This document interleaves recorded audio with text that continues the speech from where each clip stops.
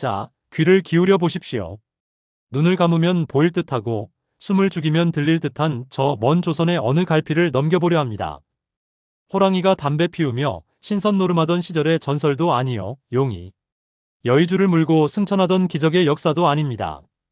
그저 우리네 이웃처럼 혹은 우리가 한 번쯤 꿈꿔봤을 법한 지극히 현실적이면서도 기묘하기 짝이 없는 어느 부부의 이야기 한 자락을 풀어볼까 합니다.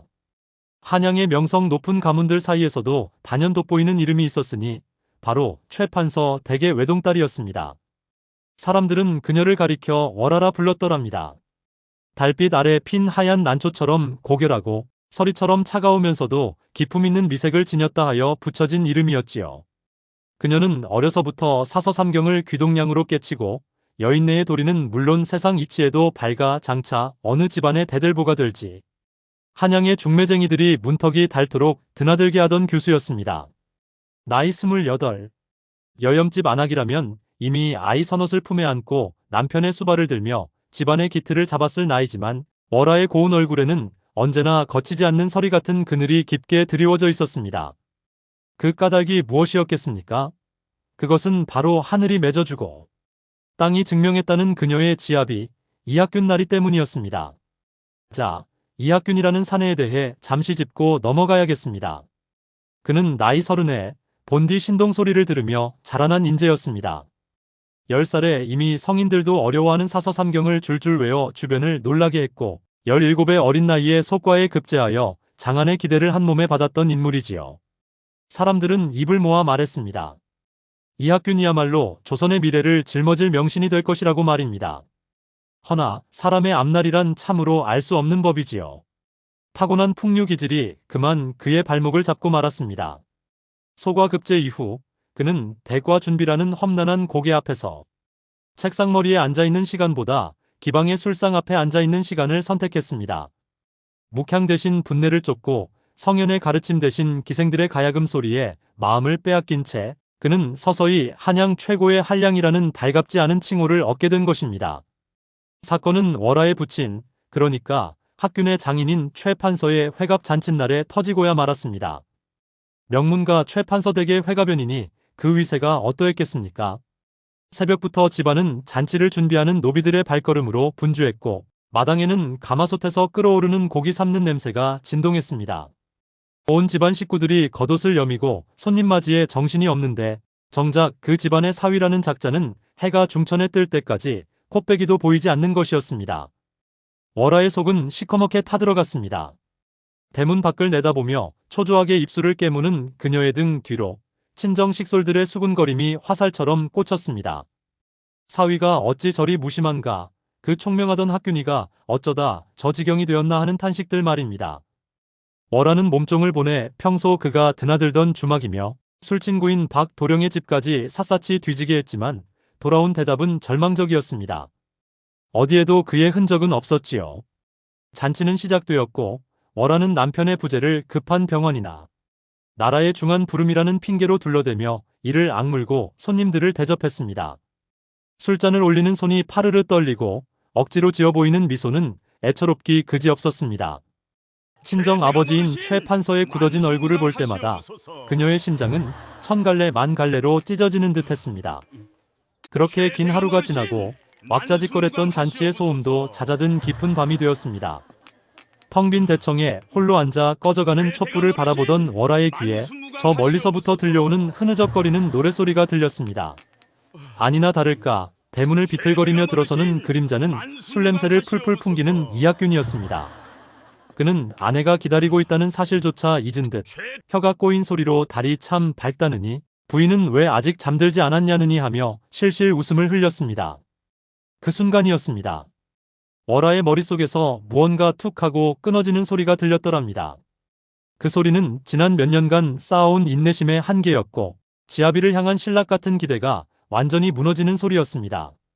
그녀는 화를 낼 힘조차 없었습니다. 울며 매달려도 보았고 정중히 타이르기도 했으며 친정의 위세를 빌려 꾸짖기도 했으나 이 사내는 변하지 않았습니다. 마치 말을 알아듣지 못하는 짐승과 다를 바 없었지요. 그런데 바로 그 칠흑 같은 절망 속에서 월하의 뇌리를 스치는 기묘하고도 섬뜩한 생각이 하나 있었습니다. 그래, 만약 이 사내가 사람의 말을 알아듣지 못하는 짐승이라면 짐승을 다루는 법으로 대하면 되지 않겠는가? 산의 호랑이도 길을 들이면 제주를 넘고 미천한 개도 먹이로 다스리면 주인의 발치를 지키는 법인데 하물며 배운 것 있는 사람이 어찌 짐승보다 못하겠는가? 분노로 이글거리던 월화의 눈빛이 순식간에 서늘한 얼음처럼 가라앉았습니다. 그녀는 대돌에 주저앉아 헛소리를 해대는 남편을 향해 소리를 지르는 대신 아주 세밀하고 집요하게 그를 관찰하기 시작했습니다. 그가 술에 취했을 때 어떤 발걸음을 하는지, 어떤 말에 반응하는지, 무엇을 가장 탐내고 무엇을 가장 귀찮아하는지를 말입니다. 그날 밤, 월화는 뜬 눈으로 밤을 새웠습니다. 평소처럼 원망의 눈물을 흘리는 대신 그녀는 서재에서 새 서책 한 권과 벼루를 꺼냈습니다. 촛불 아래 앉아 붓을 든 그녀의 손은 단 한치의 떨림도 없었습니다. 그녀는 서책의 첫 장에 힘있는 필체로 제목을 적어 내려갔습니다. 현량교련지 서서, 즉 어질고 좋은 난군으로 가르치고 단련시키는 책이라는 뜻이었지요. 월화의 은밀한 기록은 그렇게 시작되었습니다. 그녀는 일기장에 남편의 행동을 마치 해부하듯 적어나갔습니다. 정묘년 6월 보름. 갇힌 회가변의 불참. 사유는 만취이며 인식조차 없음. 이는 감정적인 벌로 다스릴 일이 아니다. 교련의 첫 번째 원칙, 대상에 대한 철저한 분석이 우선되어야 한다. 그녀의 붓끝은 냉철했고 계획은 치밀했습니다. 며칠 동안 월화는 마치 그림자처럼 남편의 뒤를 쫓으며 그를 관찰했습니다. 학규는 아내가 왜 갑자기 조용해졌는지 의아해하면서도 잔소리가 사라지자 신이 나서 더욱 제멋대로 행동했습니다. 하지만 그는 몰랐습니다. 자신이 하품을 하며 책을 덮는 시간, 술 한 잔을 마시기 위해 내뱉는 핑계, 친구들과 주막으로 향하는 시간까지 모두 월화의 서책의 통계로 기록되고 있다는 사실을 말입니다. 월화는 결론을 내렸습니다. 이학균이라는 인간의 행동 원리는 지극히 단순하다는 것을요. 첫째, 그는 귀찮은 것을 극도로 싫어하며, 둘째, 자신의 욕망 특히 술과 유흥을 채워줄 보상이 있다면 약간의 수고는 감내한다는 점이었습니다. 월화는 이 단순한 원리를 이용해 남편의 뇌 속에 새로운 회로를 설계하기 시작했습니다. 이름하여 조건부 보상 시스템이었지요. 그녀가 설계한 첫 번째 과업은 장인어른께 사죄의 서신을 전달하는 것이었습니다. 평소 같았으면 학규는 장인의 얼굴 보는 것을 호랑이 만나는 것보다 더 싫어했을 터입니다. 월화는 그가 가장 좋아하는 송화주를 미끼로 던졌습니다. 그 술은 월화가 친정에서 가져온 귀한 술로 학균이 입에 침이 마르도록 칭찬하던 것이었지요. 월화는 부드러운 목소리로 그에게 제안했습니다. 서방님, 귀한 송화주 한 병이 남았는데 제 몸이 좋지 않아 친정에 서신을 전할 길이 없습니다. 서방님께서 잠시 다녀와 주신다면 그 노고에 감사하며 오늘 밤 기름진 주한상을 차려드리지요. 학규는 잠시 고민하는 듯 했지만 송화주의 향긋한 맛이 혀끝을 자극하자 냉큼 자리에서 일어났습니다. 부인이 아프다니 내 어찌 거절하겠소? 하며 의기양양하게 문을 나섰지요. 결과는 대성공이었습니다. 학규는 반 시즌도 되지 않아 일을 마치고 돌아왔고 월화는 약조대로 그가 평생 본 적 없을 만큼 화려한 주한상을 내놓았습니다. 학규는 역시 내 부인이 최고라며 술을 들이켰지만 월화의 머릿속에서는 다른 계산이 돌아가고 있었습니다. 첫 번째 교련 성공. 보상에 대한 반응 속도 빠름. 욕망을 이용한 강화 효과 입증됨. 이제 난이도를 높일 차례다. 그날 이후 월화의 조련은 더욱 정교해졌습니다. 서책 한 권을 완독하면 닭찜을, 마당에 잡초를 뽑으면 사흘간의 외박권을 주는 시기였습니다. 학규는 자신이 주도적으로 인생을 즐기고 있다고 착각했지만 사실 그는 월화가 쳐놓은 거미줄 안에서 그녀가 원하는 방향으로 조금씩 움직이고 있었습니다. 한량의 껍질이 조금씩 벗겨지고 그의 몸에는 다시금 유교적인 질서가 주입되기 시작했지요. 주변 사람들은 놀라움을 금치 못했습니다. 해를 입에 물고 태어났나 학균이가 사람이 되었다는 소문이 자자했지요. 월화의 서책에는 날이 갈수록 기록이 쌓였습니다. 학균의 집중력이 얼마나 향상되었는지, 그가 어떤 종류의 음식에 더 큰 노력을 기울이는지, 심지어는 그가 거짓말을 할 때의 미세한 눈떨림까지도 월화의 분석 대상이었습니다. 하지만 이 완벽해 보이는 계획에 균열이 가기 시작한 것은 학균의 중마고우이자 한량 동료인 박다로가 찾아오면서부터였습니다. 박다로는 변해버린 친구의 모습에서 기묘한 위화감을 느꼈습니다. 여보게 학균이 자네 요즘 꼭 재수씨가 던져주는 고기를 기다리는 강아지 같네 그려. 그 툭 던진 한마디가 학균의 마음속에 작은 의심의 씨앗을 심었습니다. 월하는 문 밖에서 그 대화를 들으며 본능적으로 위기를 직감했습니다. 그녀는 서둘러 서책을 숨겼지만 이미 운명의 수레바퀴는 구르기 시작했습니다. 과연 월하의 이 은밀하고도 위험한 조련은 남편을 진정한 인간으로 만들 수 있을까요? 아니면 억눌린 본능이 폭발하여 더 큰 파국을 불러올까요? 치밀한 아내와 길들여지는 남편, 그리고 그들 사이를 파고드는 의심의 그림자. 이들의 앞날에 기다리고 있는 것은 축복일까요? 아니면 돌이킬 수 없는 배신일까요? 그 흥미진진한 뒷이야기는 잠시 숨을 고른 뒤, 자, 숨을 고르셨습니까? 이야기는 이제 한여름밤의 폭풍우처럼 거세게 몰아치는 제 입으로 접어듭니다. 박다로가 던진 의심의 씨앗은 이학균의 마음속에서 독버섯처럼 자라나기 시작했습니다. 사람이란 참으로 간사하고도 묘한 존재지요. 전에는 그저 아내가 차려주는 주안상이 고맙고 칭찬 한마디에 어깨가 으쓱해졌건만 조련이니 원숭이 재준이 하는 소리를 듣고 나니 그 모든 호의가 자신을 올가매는 올가미처럼 느껴지기 시작한 겁니다. 학균은 밤잠을 설치며 생각했습니다. 정말 내가 저 여인의 손바닥 위에서 놀아나는 꼭두각시였단 말인가? 내가 책을 읽은 것도 장인어른께 문안을 간 것도 그저 먹이를 기다리는 짐승의 몸짓이었단 말인가? 사내대장부로서의 자존심이 불길처럼 일어났습니다. 학균은 이제 월하의 친절이 무서워졌고 그녀의 미소 뒤에 숨겨진 차가운 계산이 두려워졌습니다. 그는 시험해보고 싶었습니다. 과연 아내의 저 인자한 모습이 진심인지 아니면 잘 짜인 각본에 불과한 것인지를 말입니다. 그래서 학균은 난생 처음으로 월하가 설계하지 않은 일탈을 감행하기로 마음먹었습니다. 그날 오후였습니다. 평소 같았으면 서재에서 공자를 찾고 맹자를 찾았을 학균이 아무런 예고도 없이 갓을 빗딱하게 쓰고 대문을 나섰습니다. 월하가 뒤에서 서방님, 어디 가시옵니까? 하고 물었지만 그는 대답도 없이 횡하니 주막으로 향했지요. 박다로와 마주 앉은 학균은 보란듯이 술을 들이켰습니다. 보게나 다로. 내 아내의 허락 따위는 필요 없네. 나는 내 마음대로 술을 마시고 내 마음대로 밤을 지새울 것이야. 그는 호기롭게 외쳤지만 가슴 한구석은 어쩐지 서늘했습니다. 그날 밤 학균은 인사불성이 되어 대문을 발로 차며 들어왔습니다. 평소 월하가 가르친 귀가 예절 따위는 안중에도 없었지요. 그는 마당에서 고래고래 소리를 지르며 아내를 불러냈습니다. 부인, 나오시게. 나를 기록해 보시지. 지금 내가 취한 정도가 상인지 하인지 적어보란 말이요. 허나 방 안에서는 아무런 소리도 들리지 않았습니다. 늘 그를 기다리며 촛불을 밝히고 있던 월하가 그날 밤엔 등불조차 끄고 침묵으로 응수했습니다. 그 고요함은 천마디의 잔소리보다 더 무겁게 학균의 어깨를 눌렀습니다.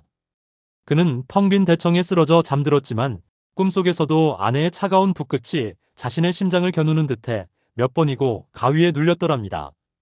다음날 아침 월하는 아무 일도 없었다는 듯 정갈한 해장국을 내왔습니다. 하지만 그녀의 눈빛은 예전의 온기 대신 관찰자가 대상을 보듯 서늘하게 식어 있었습니다. 그녀는 방으로 돌아와 다시 붓을 들었지요. 돌발 변수 발생. 외부 요인인 박다로의 개입으로 통제 체계에 균열이 생김. 대상의 자의적 일탈은 단순한 반항이 아니라 보상 시스템에 대한 의구심에서 기인함. 처벌 시스템을 도입할 것인가 아니면 더 정교한 유인책을 쓸 것인가.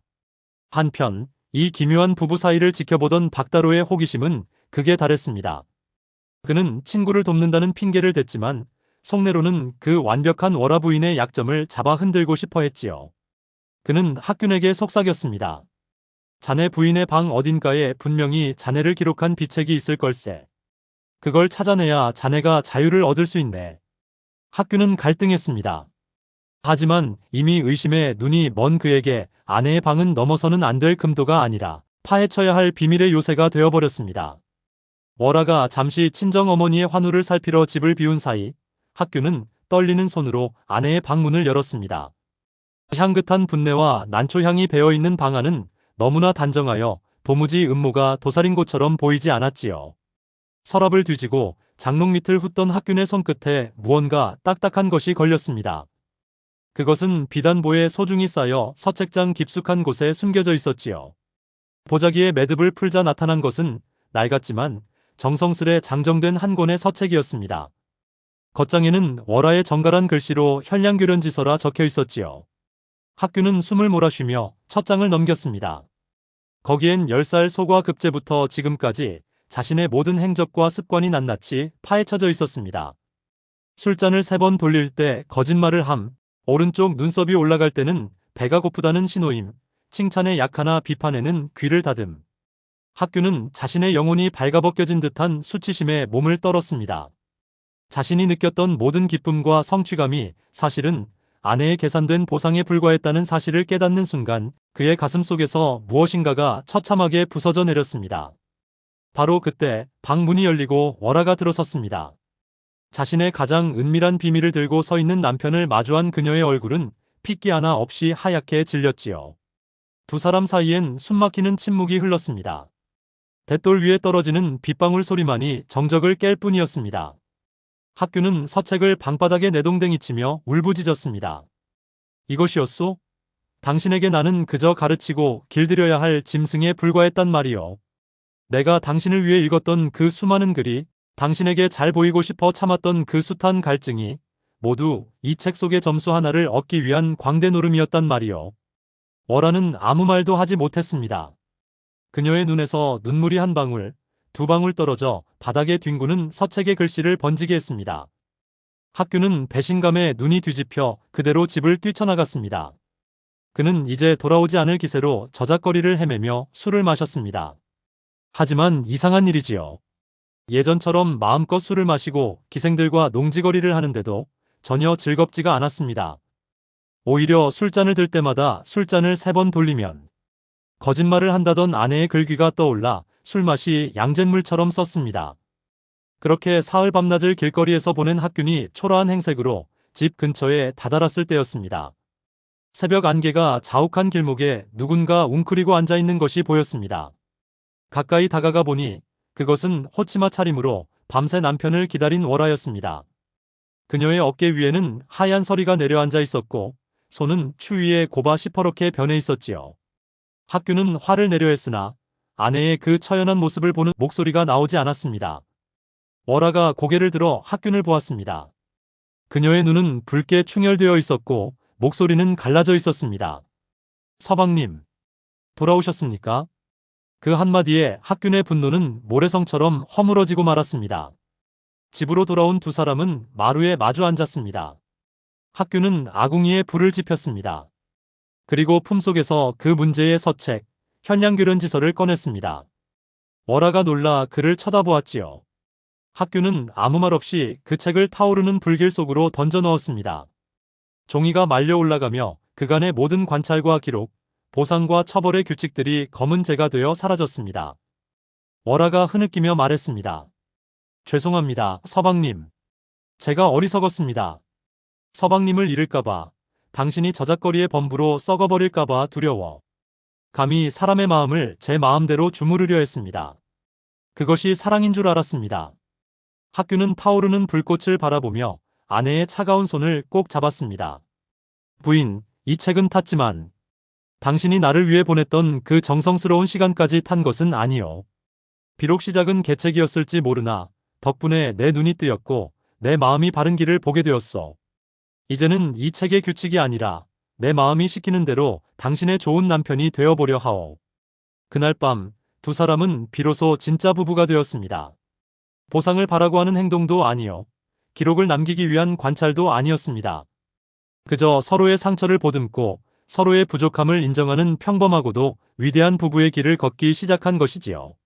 세월이 흘러 이학균 나리는 정말로 대과에 장원급제하여 조정의 중심이 되었습니다.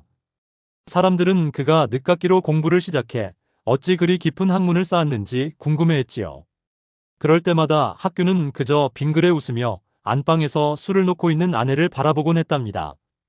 박다로는 여전히 주막을 전전하며 학균이가 저렇게 된 데에는 분명히 말 못할 비법이 있을 거야라며 구시렁댔지만 그 비법이 이미 아궁이 속에서 사라진 지 오래라는 사실은 아무도 몰랐지요. 이야기를 마칠까 합니다. 여러분, 사랑하는 사람을 변화시키고 싶으십니까? 혹은 누군가를 내 마음대로 이끌고 싶어 밤잠을 설치고 계십니까? 그렇다면 워라부인의 서책을 떠올려 보십시오. 치밀한 계획과 영리한 조련보다 더 강력한 것은 결국 상대방의 텅 빈 가슴을 채워주는 진심, 어린 눈물과 그를 믿고 기다려주는 인내의 시간이라는 것을 말입니다. 오늘 밤 여러분의 머리맡에도 월화의 달빛 같은 온기가 머물기를 바랍니다. 이제 등불을 끄고 편안한 잠자리에 드시구려. 기묘한 야담 현량교련지서의 이야기는 여기서 대단원의 막을 내립니다. 모두들 좋은 꿈 꾸십시오.